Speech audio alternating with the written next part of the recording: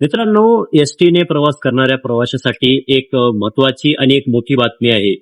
आता 18 जुलैपासून एसटीच्या तिकिटामध्ये भाडेवाढ झालेली आहे आणि या संबंधी मंडळाकडून अशा प्रकारचं एक परिपत्रक सुद्धा काढण्यात आलेलं आहे.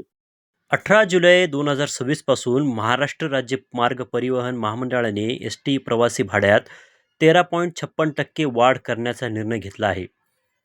एस टी महामंडळाने दिलेल्या माहितीनुसार डिझेलच्या वाढलेल्या किमती, कर्मचाऱ्यांचे वेतन व विविध भत्ते, वाहनांच्या सुट्या भागांचा वाढलेला खर्च, टायर देखभाल आणि इतर वाढत्या खर्चामुळे ही भाडेवाढ करण्यात आली आहे.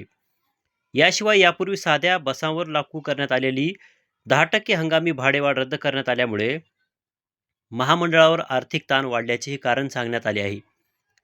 या निर्णयामुळे आता राज्यभरातील लाखो प्रवाशांना एस टीच्या तिकिटासाठी पूर्वीपेक्षा अधिक पैसे मोजावे लागणार आहेत. आधीच महागाईमुळे सर्वसामान्य नागरिकांचे आर्थिक गणित बिघडलेले असताना या 13.56% भाडेवाढीमुळे प्रवाशावर आणखी आर्थिक भार पडणार आहे.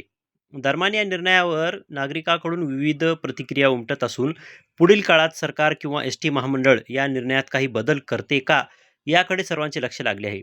या निर्णयाबद्दल तुमचे मत काय आहे? भाडेवाढ योग्य आहे की सरकारने हा निर्णय मागे घ्यावा? तुमचे मत कमेंटमध्ये नक्की लिहा.